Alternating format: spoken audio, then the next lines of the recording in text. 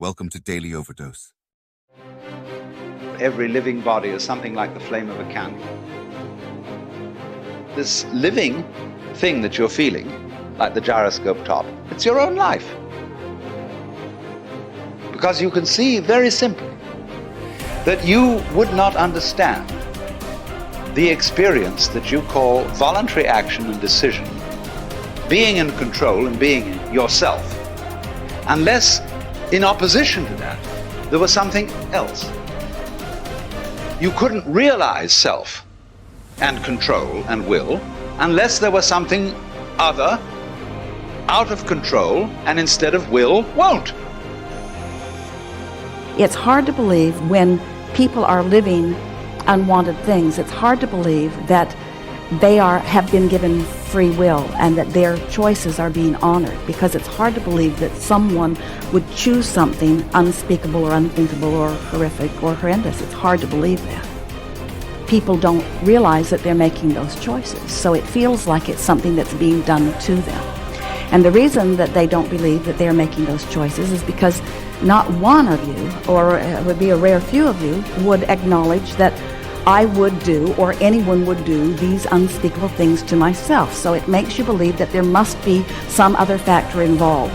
There must be some source of darkness, there must be some source of badness, there must be some cosmic debt to pay. You come up with all kinds of things in your explanation of the unwanted things. Knowing who you are. Knowing who you are. Being able to answer this question, who am I? And what do I want? Who am I really? My answer is I am God's child. I am that which is born of all that is. I am a spiritual being having a human experience. Come trailing the breath of the ancestors yet, but trailing the breath of the angels, and understanding that because I am connected to the source of all that is possible for me. That's who I am. And that each and every one of us, when we close our mind to what is possible for us or what is possible for humanity, closes off the genius that resides and lives in each and every one of us. Having an open mind, it means opening yourself up to the potentiality and the possibility that anything and everything is possible. So having a mind that is open to everything and attached to nothing really means finding within ourselves the ability to get rid of a trait that I find so common in the contemporary world. And what do I want? I don't want to just be successful in the world. I don't want to just make a mark or have a legacy. The answer to that question for me is I want to fulfill the highest, truest expression of myself as a human being. I want to fulfill the promise that the Creator dreamed when He dreamed the cells that made up me. What do I want? You must have some kind of vision for your life. Even if you don't know the plan, you have to have a direction in which you choose to go. What I've learned is that's a great metaphor for life. You want to be in the driver's seat of your own life, because if you're not, life will drive you.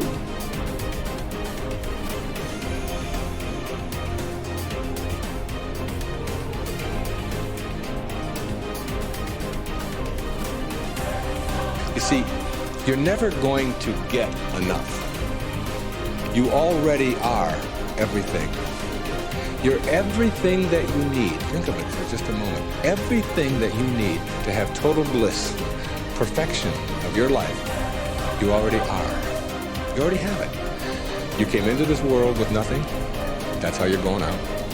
And the time that you have here, what you have is your uniqueness, your specialness, and you don't need anything else. Now think on this.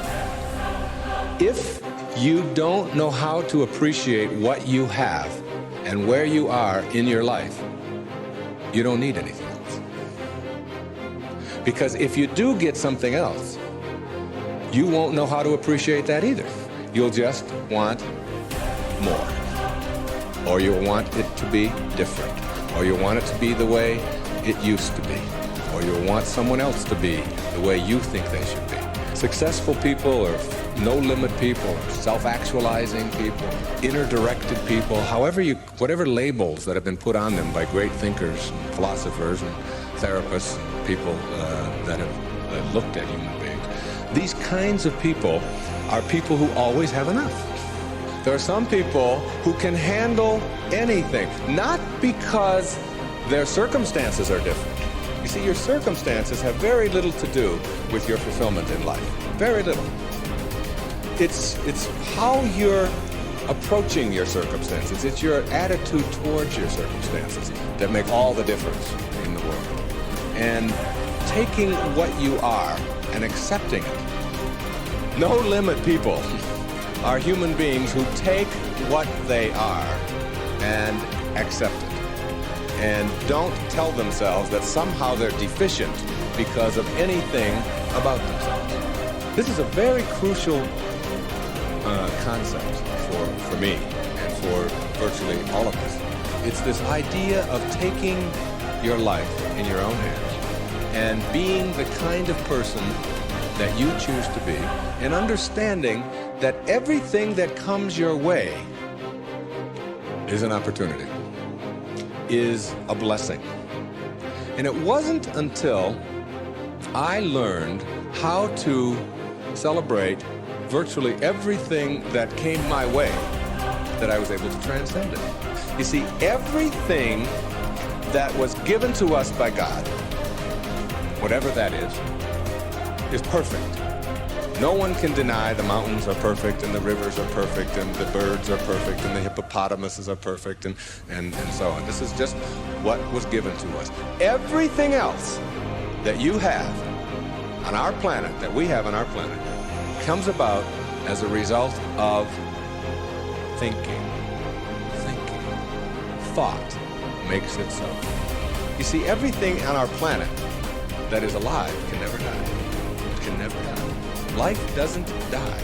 It just transforms. It just moves on to new places, new ways of being, And the way of being that is the most transcendent of all is this way that comes from seeing yourself as love and only having that to give away. Only having that to give away. Let's say I were to stand up here in front of you and just visualize that I have an orange. And I take this orange and I squeeze it as hard as I can squeeze it. What's going to come out? Juice. What kind of juice? Orange juice. Apple juice? Any chance? Once in a while? Come on, now and then. A little mango juice come out of an orange once in a while? No mistakes, right? Never, no matter what. Next question. Everybody passes. These are easy, okay? Why, when you squeeze an orange, as hard as you can squeeze it, does orange juice come out? Because that's, not because it's an orange, because that's what's inside, isn't it? On our planet, when you squeeze something, what comes out of it is what's inside. Not too difficult, all right? Does it matter if your mother squeezes the orange? Does it matter what instrument she uses? Does it matter if you just had your period and then you squeeze an orange? Does it matter if your boss squeezes it? How about if your kids do it? Your kids squeeze an orange. Does it matter? Does it matter what time of day? Suppose they do it at noon, all right? How about at 4 in the morning? Does that matter? Whenever you squeeze an orange, the only thing you get out is what's inside, right? No argument. Same thing works for you. Same principle works for you. It's a principle of the universe, all right? Someone squeezes you. That is, someone puts pressure on you. Someone says things about you that you don't like. Someone puts tension on you, whatever. Your boss says something to you that you don't like. And out of you comes anger. And out of you comes hatred. And out of you comes fear. Or out of you comes stress. Or out of you comes tension. Why? Is it because of your boss? And the way they squeeze you? Never. Is it because of your mother? I mean, she really can be a pain sometimes, right? Is it because of your children? No. What comes out of you always when someone squeezes you is what's inside. This is the vital principle of being a no-limit person. It's so crucial to get this and understand that if you have any hatred in your heart for anyone in this world, or any anger or any fear or any of those things, it has nothing to do with the rest of the world. It only has to do with what you put inside. Now, how does what gets inside of you get there? That's the key. How does it get there? As you think. Only as you think. You see, there's no anger in the world.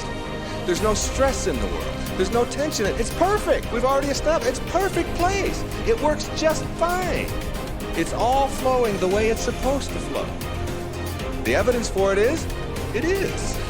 That's all the evidence you need. Just look around you. Everything out there is a miracle. Everything, including you. There are no mistakes. It's all. And everything that happens to you in your life, whether it's a trauma, whether it's a disease, whether it's somebody treating you in a certain way, there's a lesson in all of it. No-limit people understand the lesson in life, and therefore celebrate the lessons.